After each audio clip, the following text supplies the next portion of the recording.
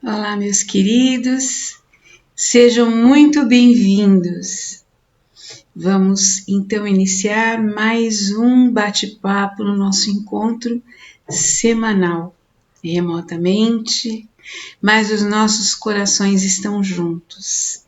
E hoje nós vamos fazer o nosso momento de reflexão no texto do Fonte Viva, número 58, Discípulos. Eu tenho certeza que vocês vão gostar muito de fazer essa reflexão. Mas antes disso, vamos elevando nossos pensamentos, vamos nos unindo todos em pensamento num só coração.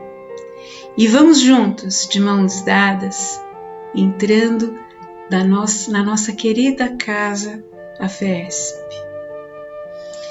Vamos até a nossa sala de aula, cumprimentamos os benfeitores que estão ali e que estão em coração nas nossas casas, juntinho conosco. E vamos assim elevando mais o nosso pensamento, entrelaçados que estamos, na mesma vontade de aprendizado no bem. E vamos assim nos unindo a Jesus, nosso Mestre, que nesse instante nos acolhe com seus braços abertos para que possamos todos juntos sorver do seu Evangelho, das belíssimas palavras e da fonte inesgotável de saber do seu Evangelho. E assim, agradecidos, em prece, vamos agradecendo mais uma vez ao Mestre querido, aos benfeitores, a esta chance de estarmos encarnados e juntos aprendendo. E assim harmonizados, vamos dar início ao nosso bate-papo de hoje. Vamos lá? E o nosso momento de reflexão de hoje está no livro Fonte Viva, psicografado por Chico Xavier, de autoria espiritual do nosso querido Emmanuel, capítulo número 58, Discípulos. E Emmanuel utiliza-se para essa lição o versículo do Evangelho de Lucas, capítulo 14, versículo 27. E qualquer que não levar a sua cruz e não vier após mim, não pode ser meu discípulo. Se formos à Bíblia de Jerusalém, no Evangelho de Lucas, capítulo 14, e procurarmos o texto que está inserido esse versículo, veremos que ali Jesus nos fala em renúncia e em comprometimento. Pega a sua cruz e me segue. Fala em renunciar àquilo que nos é mais caro. Até se utiliza da imagem forte de abandonar pai e mãe e irmãos para simbolizar essa renúncia e este compromisso. Mas nós vamos ver daqui a pouquinho, no decorrer da lição, será que Emmanuel queria dizer para nós renunciarmos o nosso amor filial? Mas antes de explicar tudo isso, vamos abrir aqui um parênteses. Lucas Evangelista era médico e um seguidor de Jesus. Grande parte dos historiadores afirmam que Lucas fazia parte do grupo dos 70 discípulos seguidores de Jesus. Ele acompanhou Paulo de Tarso na missão da expansão do cristianismo pelo mundo conhecido na época. A história é belíssima, é fascinante. Ele era chamado por Paulo de Tarso de um médico amado, pelo auxílio que ele prestava aos núcleos cristãos na época. E ele também escreveu Atos dos Apóstolos. Jesus, quando iniciou seu messianato, passando a revelar as verdades do Pai, primeiro aos judeus e depois ao mundo todo, chamou 12 homens, pescadores, homens rudes, humildes, que se tornaram seus discípulos mais próximos. E depois de fim da missão terrestre de Jesus, passaram a ser apóstolos, ou seja, enviados, mensageiros. E havia um grupo maior ainda de discípulos, não tão próximos, mas tão importantes, que foram na divulgação do cristianismo. O grupo dos 70, que faziam parte, ao que muitos historiadores referem, Lucas e Maria Madalena. Quando eu digo homens rudes, rudes na aparência, porque eram, na verdade, espíritos escolhidos, extremamente elevados e capazes desta missão maravilhosa. Podemos imaginar que eram tempos difíceis, né? O cristianismo era perseguido por judeus e romanos, na época o mundo era dominado pelos romanos. Os cristãos eram mortos em cerimônias horrendas, mas eles se mantinham firmes ali no propósito de levar a boa nova. O evangelho quer dizer boa nova, né? A todos. Jesus sabia de todas essas dificuldades, por isso preveniu seus discípulos que deveriam renunciar e ter compromisso, e que sua renúncia deveria ser ampla. A história está aí para dizer e nos provar o quanto Jesus estava certo em suas palavras.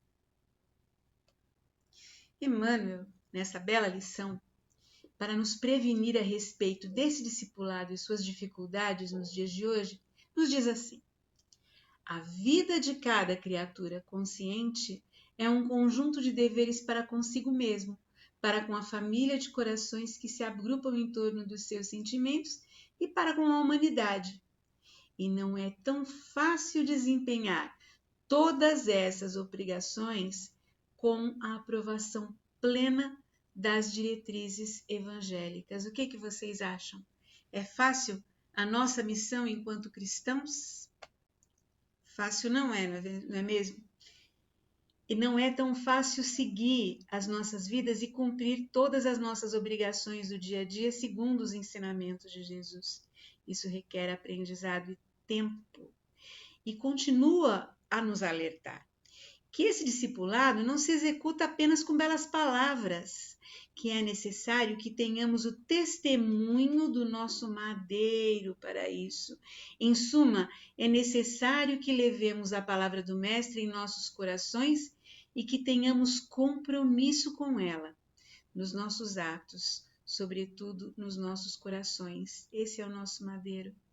Afinal, não seremos perseguidos por judeus, mas temos um adversário muito, muito poderoso, nós mesmos. Nossas viciações, nossas falhas morais que ainda estão por resolver, nossa disponibilidade para agir no bem, sendo essa ação vinda diretamente dos nossos corações que nem sempre estão preparados, permeáveis para isso. Por isso a renúncia e o comprometimento, não só nas palavras.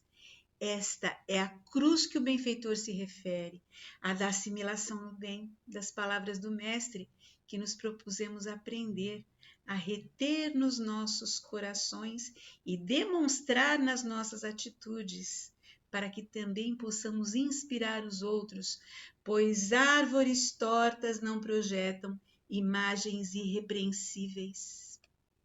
O benfeitor também destaca que aqueles que vivenciam as provas salvadoras, pois por vezes precisamos de reveses para aprendermos a humildade e a empatia, mas que se tornam amargos, não deixando seus corações à disposição de todo o aprendizado que podemos retirar dos dias menos felizes.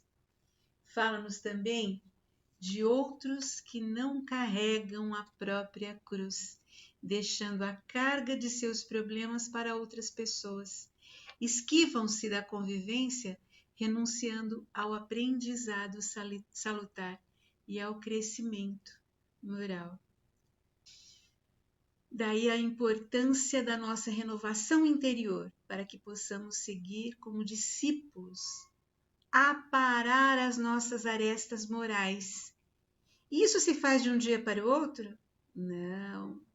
Precisamos de paciência conosco, um passo de cada vez, mas que seja cada um firmemente fincado na direção certa.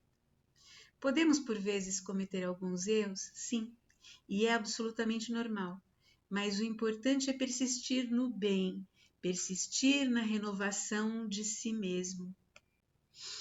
com a ferramenta do autoconhecimento e a fé no Pai Maior, que através de suas leis eternas nos apoia constantemente nas nossas decisões no bem, através dos benfeitores queridos que nos cercam na nossa jornada, quando há sintonia vibratória, quando nos dedicamos ao bem.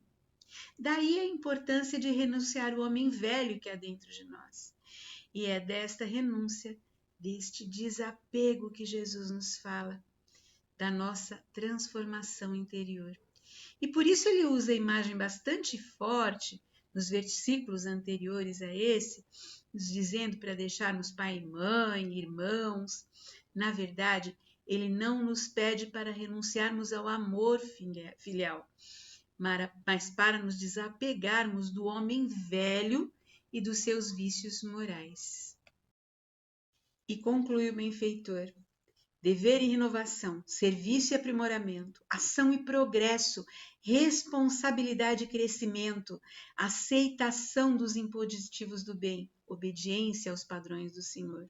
Somente depois disso atingiremos a verdadeira comunhão com o Divino Mestre. Para refletirmos, como estou aplicando o aprendizado das palavras de Jesus? Em que pontos ainda tenho que ser paciente? Muita paz.